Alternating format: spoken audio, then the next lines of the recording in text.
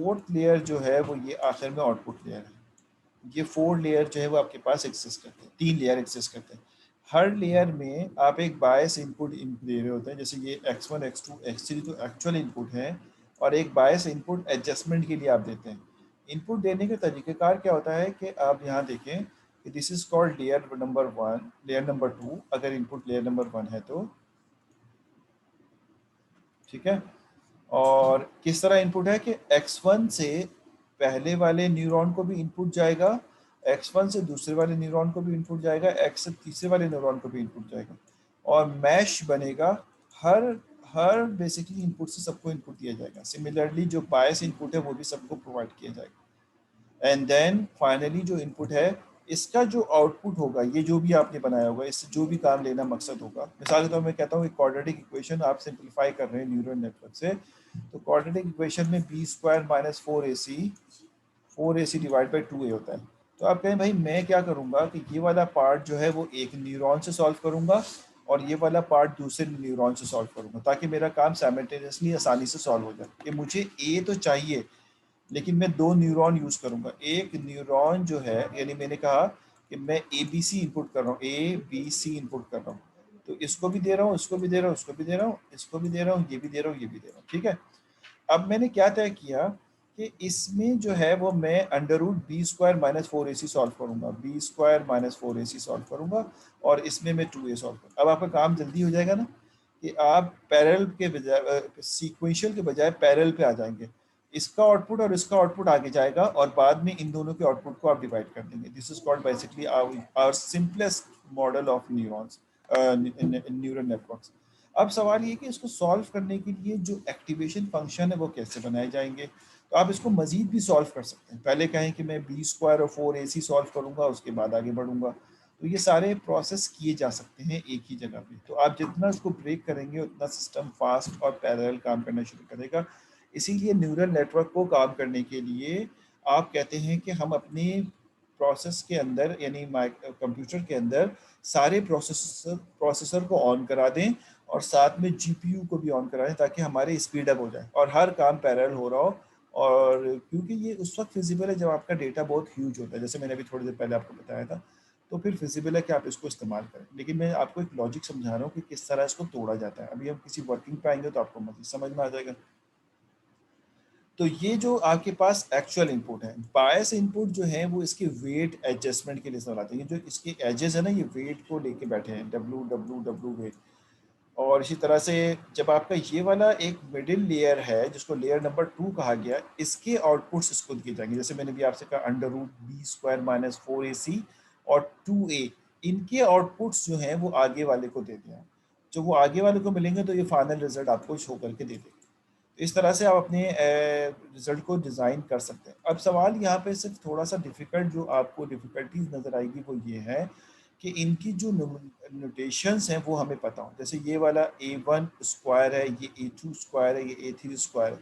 ये जो ऊपर पावर में स्क्वायर है ये लेयर्स को डिफाइन कर रहा है, और इस लेयर में जितने न्यूरॉन्स हैं वो बेसिकली सफिक्स में आ रहे हैं, 0 1 2 3।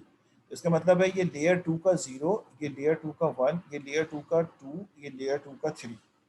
और इसी तरह इसकी बात करें तो इसको हम कैसे लिख सकेंगे, ये वाला पार्ट जो आपके सामने है, ये वाला पार्ट हम कैसे लिख सकेंगे। इसको लिखने के लिए आप कहेंगे कि ये ए लेयर नंबर 3 है, ठीक है, और इसका जो नंबर है यानी जो वैल्यू है ये 1 है, क्योंकि एक्चुअल में हम जो एक्चुअल लेते हैं वो 1 से ही लेते हैं, 0 से वो होता है जो बायस होता है। तो ये तो बायसनेस जनरेट नहीं कर रहा है, ये तो न्यूरॉन का नंबर है, तो ये 1 है। तो थर्ड लेयर का पहला न्यूरॉन है जो कि फाइनल आउटपुट प्रोड्यूस कर रहा है, उसको फाइनल आउटपुट भी कहते हैं।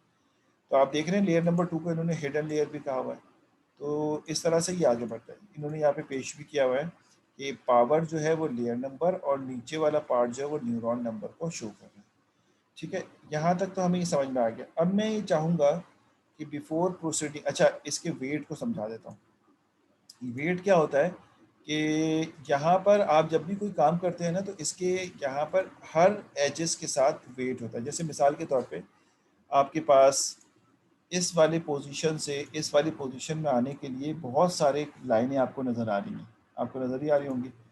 और हम कहते हैं कि ये वाला जो पार्ट है, ये वाला जो पार्ट है, ये बेसिकली एक सिंपल जी ऑफ फंक्शन के ऊपर काम कर रहा है, जो कि हमारा लॉजिस्टिक रिग्रेशन फंक्शन है।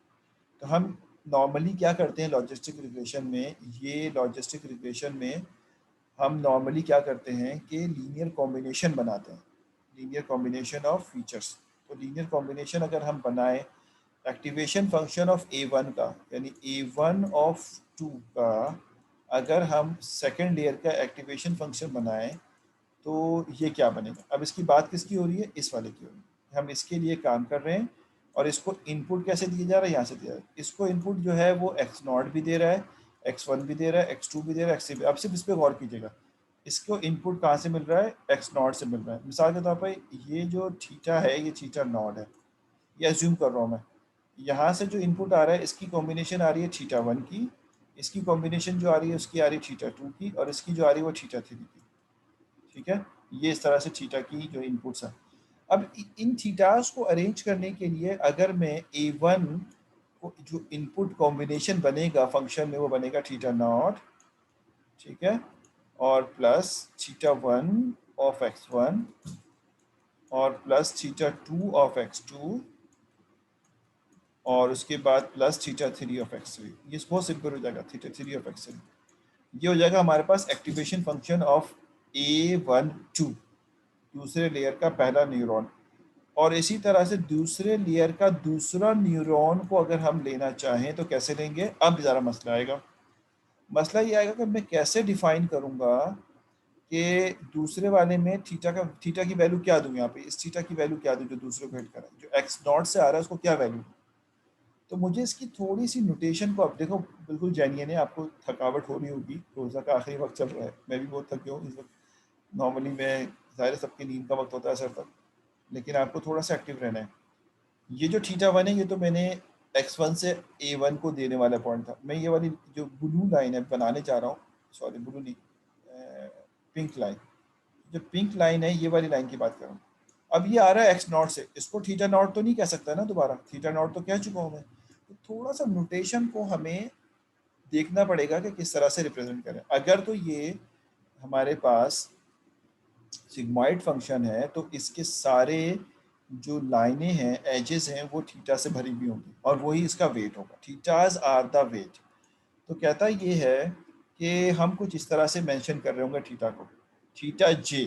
थीटा जे का मतलब क्या है, मैट्रिक्स ऑफ पैरामीटर। बल्कि मैं यहाँ समझाने से अच्छा है कि यहाँ समझाऊँ, ये सब आप बहुत कंफ्यूज हो जाएंगे, बहुत सारे मसाइल यहाँ पे आपको सामने आएंगे। यहाँ पे समझाता हूँ, ये जो आपको लाइन लिखी हुई है ना, ये वाली लाइन जो मैं अभी लिख रहा था, इन्होंने लिखा वही लीनियर कॉम्बिनेशन है। आपको लग रहा होगा काफ़ी मुश्किल में फंस गए हैं यहाँ पे आज की क्लास में, और ये मुश्किल क्लास है हो गई है। तो इतना ज़्यादा मुश्किल नहीं है, आप ज़रा इसको गौर से देखने की कोशिश करें। मैं थोड़ी देर के लिए इसको डिलीट करता हूँ ताकि इसको थोड़ा इनलार्ज करके आपको दिखा सकूँ।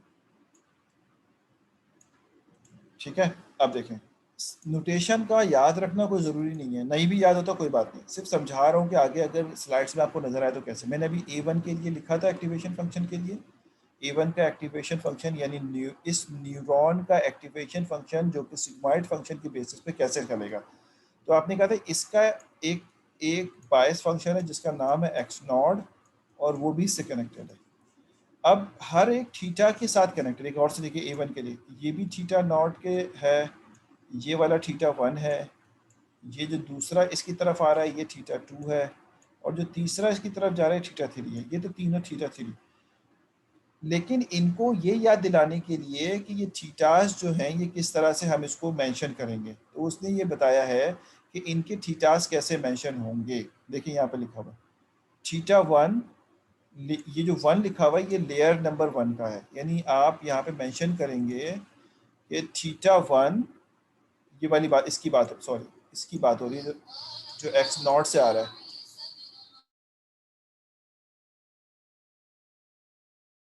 अच्छा जनाब, तो ये कहता है ये कि x0 से, अब इसके थीटा को क्या नाम दिया जाएगा, पहले वाले को। उसने कहा पहले वाले जो कि x0 से मल्टीप्लाई है उसको नाम दिया जा रहा है 1। 1 का मतलब है फर्स्ट लेयर को ये जा रहा है, लेयर नंबर 1 से, सॉरी ये लेयर नंबर 1 है, ये लेयर नंबर 2 है, ये लेयर नंबर 3 है। तो कह रहा है कि लेयर नंबर 1 का थीटा है ये, इसके साथ एसोसिएटेड है, इसके लिए बनाया जा रहा है। तो लेयर नंबर 1 का है, और 10 का मतलब ये है 10 का मतलब ये है कि आप इसको 1 एक्टिवेशन फंक्शन में भेज रहे हैं 1, और आ रहा कहाँ से है, ये नॉट से आ रहा है, 1 को दे रहे हैं और नॉट से आ रहा है, तो 10 इसलिए बयान किया जा रहा है 10। अगले वाले को देखें, x1 से आप आ रहा है, तो x1 का मतलब क्या हुआ कि 1 को दे रहे हैं लेकिन 1 से आ रहा है। इसमें क्या लिखेंगे आप, 1 को दे रहे हैं लेकिन 2 से आ रहा है, तो देखें 1 2, 1 को दे रहे हैं लेकिन 3 से आ रहा है। तो ये थोड़ी सी नोटेशंस इसकी यहाँ पे हमें अपडेट करनी है, क्योंकि इसी नोटेशन के बेसिस पे सारे थीटा डिफाइन होंगे। अगर मैं इस वाले लेयर की बात करूँगा तो यहाँ पे क्या चेंज आएगा, सिर्फ चेंज ये आएगा कि जो इसमें है लेयर तो 1 ही रहेगा, लेकिन आप 2 को दे रहे हैं और 0 से आ रहा है, 2 को दे रहे हैं 1 से आ रहा है, 2 को दे रहे हैं 2 से आ रहा है, 2 को दे रहे हैं 3 से आ रहा है। इस तरह से आप इसकी चेंजेस करके जो है वो इन 3 लेयर को डिफाइन कर देंगे, ये 3 लेयर ये डिफाइन कर देंगे। और जो फाइनल हाइपोथेसिस है वो यहाँ से पिक हो रहा है, इसमें भी एक बायस फंक्शन होगा जो कि ए नॉट कहलाएगा, वो इसको हिट करेगा। तो इसके लिए अगर लिखेंगे आखिरी वाले के लिए तो कैसे लिखेंगे, which is called, this one is sometime is called A3, third layer of first neuron. तो देखिए A3 ऑफ फर्स्ट न्यूरॉन, इसका जो हाइपोथेसिस अगर लॉजिस्टिक रिग्रेशन के बेसिस पे बनाया है तो वो क्या बनेगा, वो ये रहा, वो क्या है, G ऑफ, ठीक है, G ऑफ थीटा 10, ठीक है, और 2 का मतलब क्या है, ये जो थीटा है ये सेकंड लेयर के लिए है और नॉट से आ रहा है 1 के पास, तो 10, 1 से आएगा तो 1 1, लेयर 2 ही रहेगा, 2 से आएगा तो 2 2, और 3 से आएगा तो 1 3, सॉरी 1 2, और 3 से आएगा तो 1 3। ये इसके सारे थीटाज हैं, और A3 तो आपके पास सिर्फ चेंज ये हो रहा है कि A0, A1, A2, A3, ये लीनियर कॉम्बिनेशन हासिल करोगे तो ये वाली चीज़ आपको मिलेगी। दिस इज अ नोटेशन, इस नोटेशन को आप जब तक खुद नहीं पढ़ोगे समझ नहीं आएगा, मैं लाख पढ़ा दूँ आपको समझ में आने वाला नहीं है। तो ये कुछ नोटेशंस हैं जो आपके पास इस्तेमाल होती हैं। मैं इसमें से डायरेक्टली आपको एक एग्जांपल की तरह हिट करता हूँ सारी स्लाइड्स को मिस करने के बाद, ताकि आपको थोड़ा सा ये आइडिया हो कि हम इस पर कैसे काम करेंगे। कहता है कि मुझे एक एक्स नॉर डिज़ाइन करना है, यानी मैं 2 इनपुट दूंगा x1 और x2, और उसके बेसिस पे एक्स नॉर मुझे बनाना है, और x nor basically x jaw का और होता है, यानी और से मुराद नॉर होता है, यानी आप जॉर जो यूज़ करते हैं उसको उलट कर देंगे तो एक्स नॉर बन जाएगा। तो इसको बनाने के लिए इसने कहा है कि where X XOR is equal to not x1 XOR x2, और आंसर क्या होता है इसका, positive examples when both are true and both are false, यानी जब दोनों पॉजिटिव हों या दोनों नेगेटिव हो तो ये ट्रू होता है। Let's start with the something a little, मैं सिर्फ एक एग्जांपल देकर आपको समझाने की कोशिश किस तरह से न्यूरल नेटवर्क के न्यूरॉन्स काम करते हैं और वेट किस तरह से वर्क करते हैं। इन्होंने कहा देखें सिंपली, फर्स्ट एग्जांपल यू है कि x1 x2 हमारे पास इनपुट 2 हैं और हम कुछ न्यूरॉन्स के थ्रू एक्टिवेशन फंक्शन ऑन करवाएंगे, और वो कैसे ऑन करवाएंगे आइए वो चेक करते हैं।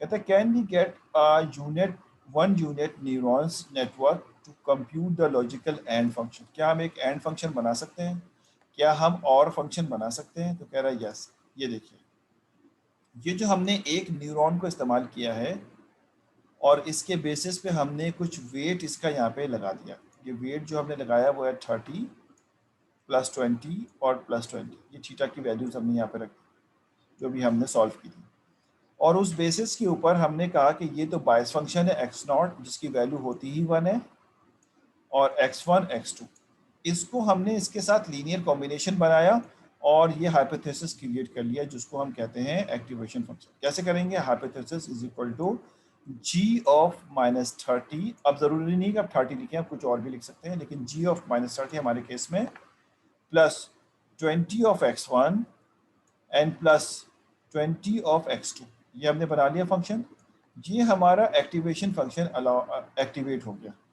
अब आप अगर इसके अंदर एक ये एक एंड फंक्शन का आपने एक्टिवेशन फंक्शन बना लिया, एंड फंक्शन का आपने कहा एंड फंक्शन क्या होता है, x1 और x2 की वैल्यू देते हैं आप, x1 x2 1 1 दे सकते हैं, 0 1 दे सकते हैं, 1 0 दे सकते हैं और 0 0 दे सकते हैं। ये हमारे एंड फंक्शन का आउटपुट है।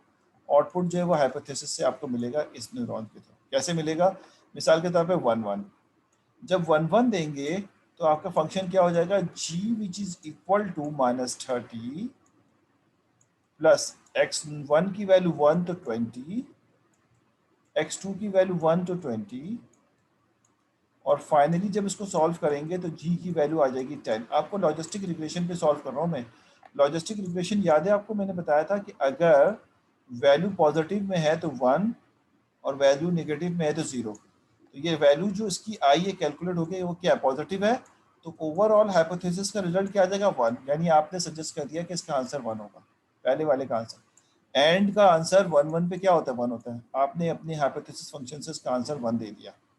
ठीक है, अब अगला आंसर ये कि आप कहें कि 0 1, यानी x1 0 और ये 1। यहाँ सॉल्व करता हूँ मैं कि which is equal to g of -30 plus x1 की वैल्यू 0 है तो ये 0 हो जाएगा, और दूसरी वैल्यू 1 है तो ये 1 हो जाएगा। 1 का मतलब 20।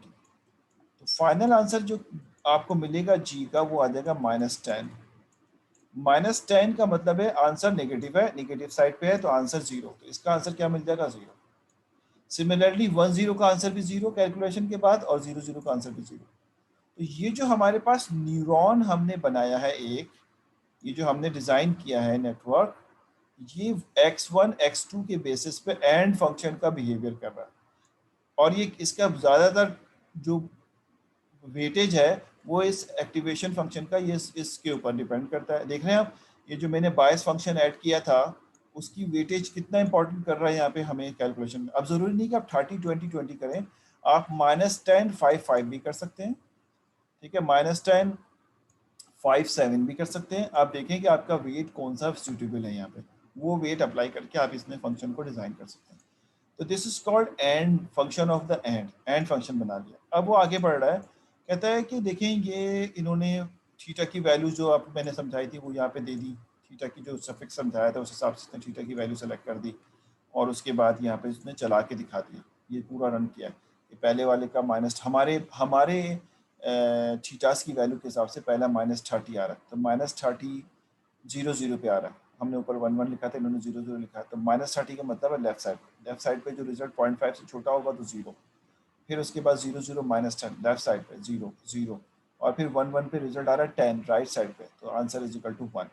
तो हमारा हाइपोथेसिस x1 एंड x2 के लिए वर्क कर गया। So as we can see when we calculate each of the 4 possible input 1 1 give positive answer. चारों में से सिर्फ 1 1 जो पॉजिटिव आंसर आपको दे रहा है। ठीक है, अब इन्होंने यहाँ पे एक और फंक्शन बनाया। ये फंक्शन क्यों बनाया मैं अभी आपको समझा दूंगा। इन्होंने असल में थोड़ा सा तोड़ के फंक्शन को डिज़ाइन किया है। जो हमने एक्सॉर बनाना है ना, वो बेसिकली ब्रेकअप करके बनाएंगे हम इसको। कैसे ब्रेक करेंगे वो यहाँ पे बताया। जॉर ये है नॉर का फंक्शन, नॉट फंक्शन। नॉट में क्या होता है, अगर 1 दे तो 0, 0 दे तो 1। तो इन्होंने कहा कि मेरा जो बायस है उसका वेट 10 है और जो एक्चुअल है उसका वेट -20 है, और मैं x1 को 1 दूं तो 0 आ जाए। देखिए x1 को 0 दूं, अच्छा इसका लीनियर कॉम्बिनेशन क्या बनेगा, इसका लीनियर कॉम्बिनेशन बनेगा our hypothesis function which is equal to g of 10 plus 10 minus 20 of x, यही बनेगा ना भाई। तो मैं जब 0 दूंगा, जब 0 प्रोवाइड करूंगा तो ये ख़त्म हो जाएगा और बचेगा 10। तो देखें 10 बचा, और 10 is the positive side, answer 1 आ गया, तो रिवर्ट हो गया। नॉट का मतलब होता है 0 तो 1 आ गया। और जब 1 दूंगा, जब 1 दूंगा तो ये 20 है, तो ये 20 हो जाएगा। और 10 का मतलब 10, 20 -10 -10, -10 का मतलब है नेगेटिव साइड, तो 0 आंसर। तो this is called basically negative answer. ये नेगेटिव आंसर हो गया। तो इस तरह से आप अपने एक्टिवेशन फंक्शन को, ये दूसरा नेटवर्क हो गया। अब आप इनको मिला दें। कहता है कि जो एक्स नॉर है उसको बनाने के लिए हम नॉट ऑफ जॉर बनाएंगे और जॉर को मजीद ब्रेक कर देंगे, और वो उन्होंने यहाँ ब्रेक करके दिखाया। ज़रा गौर से देखिए, ये पूरा फंक्शन इन्होंने डिज़ाइन किया। ये जो पहला फंक्शन है, पहला वाला फंक्शन रेड वाला, ये रेड फंक्शन जो है वो x1 एंड x2 है, x1 एंड x2। ठीक है, और ये अभी हम बना चुके हैं इस फंक्शन के साथ। और ये वाला जो ग्रीन फंक्शन है ये x1 और x2 है। और का मतलब है, और जिस तरह एंड बनाया, अभी इन्होंने और को अलग से तो बनाया नहीं, तो यहाँ पे आपको सिखा दिया कि और इस तरह बनेगा। और का वेट क्या है, -10 20 20। आप इसको चेक कर लीजिएगा, ये और के तौर पे काम करेगा। और का मतलब क्या होता है, 1 1 पे 1, 0 1 पे 1, चेक कर लीजिए 0 1 पे 1, और 1 0 पे 1, और 0 0 पे ये 0 दे देगा। ये जो फंक्शन आपको यहाँ पे फ्रोजी कलर में नज़र आ रहा है, ये फंक्शन बेसिकली नॉट फंक्शन है और एंड के साथ चल रहा है। Not x1 not x2 and का मतलब है कि ये एंड के तौर पे काम करे, ठीक है, वर्किंग इसकी एंड वाली हो, लेकिन नॉट करे पहले। किसको नॉट करे? पहले x1 को नॉट करे। x1 को नॉट करने के लिए देखिए वेट कितना दिया, -20। उसकी तरह से x2 को नॉट करने के लिए वेट कितना दिया हुआ, -20। और फिर एंड चलाने के लिए यहाँ पे वेट कितना दिया हुआ, 10 के बराबर। तो इस तरह से ये वेट एडजस्ट करके उसको हमने यहाँ पे फंक्शन, अब मैंने आपको सिखा दिया है, इसकी लीनियर कॉम्बिनेशन आप बना के चेक कर सकते हैं। 3 अलग अलग फंक्शन बनाए और 3 अलग अलग फंक्शन बनाने के बाद उनको आपस में कंबाइन कर दिया। अब ज़रा देखिए कंबाइन कैसे किया। ये इनपुट लिया हमने लाल रेड वाला कलर, जिसका काम एंड करना है, और फिर हमने यहाँ पे 3 फ्रोजी लिए जिसका काम x1 नॉट x2 नॉट करना है और एंड करना है। तो ये आपके पास 2 फंक्शन अलग अलग रिजल्ट दे दिए। ये मिडिल लेयर आ गया, ये आपको एंड करके देगा, और ये आपको नॉट x2 को एंड करके रिजल्ट दे देगा। 2 रिजल्ट आ गए। इन दोनों रिजल्ट को और के साथ ज्वाइन कर दिया। जब और के साथ ज्वाइन करेंगे, वेट लगा दिया इसका मैंने, वेट लगा के फाइनल आंसर। कह रहा है जब मैं इसको इनपुट दूंगा ना, और से देखें, यानी जब मैं इसको 0 0 इनपुट दूंगा ना, सॉरी 0 0 इनपुट दूंगा ना, जब मैंने इसको इसको 0 इसको 0, तो A1 का रिजल्ट आएगा 0 0 पे। A1 का रिजल्ट आएगा क्योंकि एंड है तो 0 आएगा, और A1 A2 का रिजल्ट जो आएगा क्योंकि ये नॉट कर दिया गया है, तो उसका रिजल्ट 1 आएगा। इसका रिजल्ट क्या आएगा, 1 आएगा। इसका रिजल्ट आप करके देख लीजिएगा अपने न्यूरॉन के हिसाब से। अब देखें, आपने एक ही इनपुट दिया, 2 अलग अलग रिजल्ट साइमल्टेनियसली हासिल कर लिए अपने न्यूरॉन से, और उसके बाद जब इसको फॉरवर्ड करेंगे, इस वाले रिजल्ट को फॉरवर्ड करेंगे 0 1 को, ये एज अ इनपुट चला गया इसके पास 0 1। तो 0 का मतलब है लीनियर कॉम्बिनेशन, ये 0 हो गया, ये 10 हो, ये 20 हो गया। 20 - 10 10 आंसर आ गया। 10 का मतलब आंसर 1 हो गया। तो आंसर 1, यानी 2 सेम रिजल्ट पे आंसर जो है वो 1 आ रहा है। अभी हमने यही पढ़ के आए थे, एक्स नॉट जो है वो 2 सेम पे आंसर 1 देता है। इसी तरह 1 1 पे भी आंसर 1 आएगा, और अपोजिट पे आंसर जो है वो 0 के बराबर मिल जाएगा। तो this is the basic central idea of your working of neural networks. ये न्यूरल नेटवर्क का एक सेंट्रल आइडिया मैंने आपको बता दिया है कि इस तरह से काम करता है। और इसी तरह सारा का सारा दारोमदार इसके वेट पे होता है। अभी हमने जो न्यूरॉन्स बनाए हैं वो सिग्मॉइड फंक्शन के बेसिस पे बनाए हैं। ज़ाहिर है सिग्मॉइड फंक्शन के बेसिस पे बनाए हैं तो एग्जाम में भी सिग्मॉइड फंक्शन आएगा, लेकिन 5-6 फंक्शन और एग्जिस्ट करते हैं, जैसे RLU फंक्शन है, और इस तरह के बहुत सारे और डिफरेंट फंक्शन है जो जो इसके लिए इस्तेमाल किए जाते हैं न्यूरॉन्स के लिए। अभी हमने सिंप्लीफाइड फंक्शन में तोड़ के जो है वो इसको यहाँ पे सॉल्व किया। एग्जाम में इसी तरह का कोई सवाल आपको सॉल्व करने के लिए दिया जा सकता है, जो इसलिए आप इसकी अच्छी तरह प्रैक्टिस करें। This is your last slide, ये लास्ट स्लाइड है जो हमने यहाँ पे डिस्कस की। तो मैंने एक बहुत ही ब्रीफ किस्म की ओवरव्यू जो है वो न्यूरल नेटवर्क का दे दिया है कि किस तरह से ये काम करता है। वेट इस ये फॉरवर्ड प्रोपोगेशन है। फॉरवर्ड प्रोपोगेशन का मतलब है कि जो वेट आपने लिखा है वो अपडेट नहीं हो रहा। बैकवर्ड प्रोपोगेशन ये होता है कि आप दोबारा से वेट, कुछ एरर आ जाता है तो आप दोबारा से इसके वेट कैलकुलेट करते हैं। तो वेट कैलकुलेट करने का अपना एक फार्मूला है, जो जिससे आप वेट भी कैलकुलेट कर रहे होते हैं, जिसको हम कहते हैं बैकवर्ड प्रोपोगेशन। यानी जो आंसर आए उसको दोबारा बैक फीड कर दिया जाए और फिर वेट को अपडेट किया जाए। पहला वेट तो रैंडम था ना, तो उसके बाद बैकवर्ड फीड करने के बाद आप वेट को फॉर्मूले से अपडेट करें, और इस तरह करते रहें जब तक कि आंसर आपका बेहतर ना हो जाए। तो दिस इज कॉल्ड बैकवर्ड। लेकिन इस वक्त जो काम हमने किया वो फॉरवर्ड प्रोपोगेशन के बेसिस पे क्या है, there is no backward feeding concept over here. ठीक है, तो यहाँ तक रखते हैं। हमें अब नमाज के बाद क्लास लेने की ज़रूरत नहीं पड़ेगी, और अगर कोई कन्फ्यूजन हो तो यू हैव 1 वीक, आप 1 वीक के दरमियान पूछ सकते हैं। और अगले वीक आपका वाइवा होगा। वाइवा की शीट में आपको डिज़ाइन करके 2-3 दिन में, बल्कि संडे को इंशाल्लाह पोस्ट कर दूंगा, जिसके प्रपोजल में कुछ इश्यूज होंगे तो वो मैं आपको उसी वक्त डिस्कस करके उसमें थोड़ी सी मॉडिफिकेशन करवा दूंगा।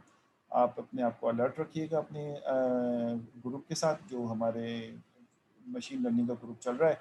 और अभी जो अटेंडेंस है वो मशीन लर्निंग के ग्रुप पे भेजते हैं, अपना आईडी और नाम, पहले आईडी लिखेंगे फिर नाम, ताकि मैं आपके अटेंडेंस लगा दूँ। नमाज का वक्त में 3 मिनट ऊपर चला गया तो नमाज पढ़ने के लिए मैं जल्दी से भाग रहा हूँ। कोई क्वेश्चन है तो पूछ सकते हैं जी। Any question? सो तो नहीं गए सब, लोरियाँ तो दे रहा था मैं। एक भी क्वेश्चन नहीं, ऐसा हो नहीं सकता। अबरार साहब कोई क्वेश्चन है? दानियाल साहब? No sir. हाशिर समझ में आ गया? इसी तरह के सवाल आसान से आएंगे। एक सेंट्रल आइडिया देने था अबीर मुस्तफ़ा साहब, तो हमने दे दिया आपको। निशान नदीम, अब्दुल समी, एहसन ज़ुबैर। तो अटेंडेंस के लिए आपको बता दिया, आप ग्रुप में जो है भेज दीजिए। Very good very good. तो अच्छा हो गया ना, इतनी जल्दी जल्दी पढ़ा देता मैं सारा, तो बहुत जल्दी खत्म हो जाता। अभी भी इतनी जल्दी जल्दी पढ़ाया मैंने, 2 टॉपिक निपटा दिए, पहले इतना स्लो पढ़ाया था। अच्छा जनाब, ठीक है, इंशाल्लाह फिर हम अगले वीक मुलाकात करते हैं। ठीक है भाई अबीर, कोई बात नहीं, इंटरनेट तो आजकल मसला चल ही रहा है सब जगह। हम अगले वीक इंशाल्लाह मुलाकात करते हैं 28 को।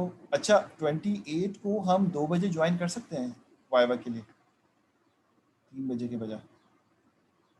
कुछ लोगों का वाइवा 2 बजे रख लूँ। 28 नहीं, 23 है शायद। अगला वीक जो है वो 23 है। हाँ ट्वेंटी जी सर। थर्ड 23 को हम 2:15 पे ज्वाइन कर लें। नमाज़ पढ़ के आके ज्वाइन कर लेंगे। कुछ लोग जो है वो 2:15 पे दे दें वाइवा, ताकि थोड़ा वाइवा हमारा टाइम ज़्यादा लेता है तो उसको कंपनसेट हो जाए इसमें। 23 को पेपर तो नहीं है बेटा, 28 को पेपर है ना। चलो ओके, अल्लाह हाफिज़, नमाज के लिए जाते हैं इंशाल्लाह 28। बाकी बातें हम ग्रुप पे कर लेंगे, अपनी अटेंडेंस ग्रुप पे भेज दीजिएगा। अल्लाह हाफिज़।